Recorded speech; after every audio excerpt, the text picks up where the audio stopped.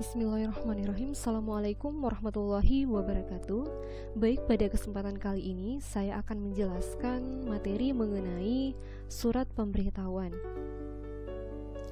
Surat pemberitahuan atau disingkat dengan SPT adalah surat yang oleh wajib pajak digunakan untuk melaporkan perhitungan dan pembayaran pajak, objek pajak, bukan objek pajak, harta, dan kewajiban sesuai dengan ketentuan peraturan perundang-undangan perpajakan ke kantor pelayanan pajak di mana wajib pajak terdaftar. Kemudian untuk pengertian dan kategori surat pemberitahuan atau SPT terbagi atas dua jenis.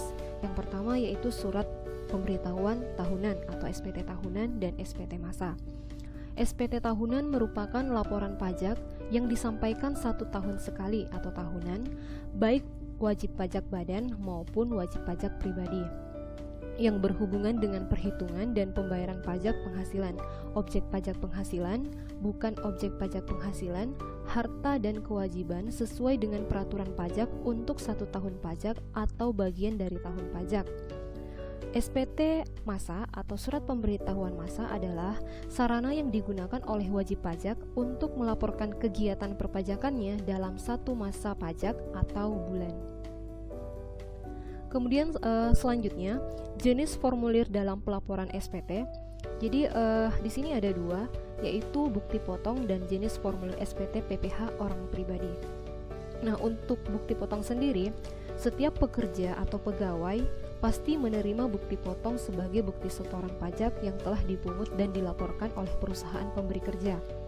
Formulir bukti potong tersebut terbagi menjadi dua, yakni formulir 1721A1 khusus untuk para karyawan yang bekerja di perusahaan milik swasta.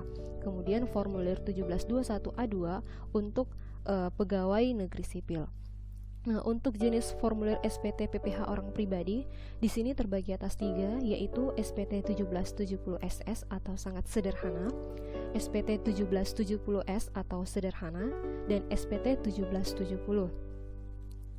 Nah, selanjutnya dari kategori formulir SPT tahunan orang pribadi, di sini ada 3 jenis. Kemudian perbedaan dasar dari 3 jenis formulir SPT tersebut, menurut laman resmi Direktorat Jenderal Pajak, perbedaan dasar penggunaan ketiga formulir itu ada pada status karyawan atau pegawai dan mereka yang bukan.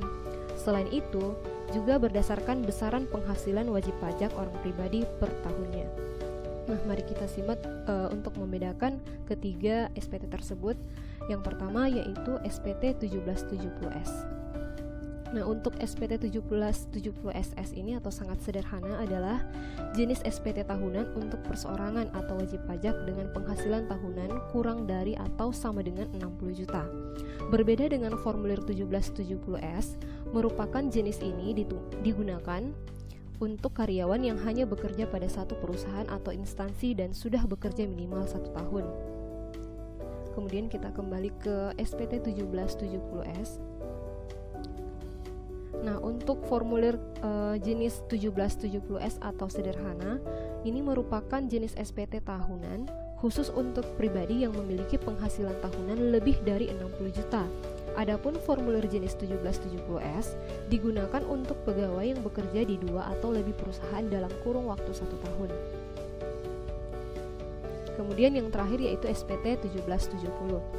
Jenis SPT 1770 merupakan formulir yang digunakan oleh wajib pajak perseorangan dengan status pekerjaan sebagai pemilik bisnis atau pekerja yang memiliki keahlian tertentu dan tidak ada ikatan kerja. Contoh penggunaan formulir ini ketika melakukan lapor pajak adalah untuk profesi dokter, konsultan, penulis atau notaris, dan lainnya. Jadi kesimpulan yang bisa kita dapatkan dari materi ini yaitu surat pemberitahuan atau SPT adalah laporan pajak yang disampaikan kepada pemerintah Indonesia melalui Direktorat Jenderal Pajak. Kemudian SPT dibagi menjadi 2 kategori, yaitu SPT tahunan dan SPT masa.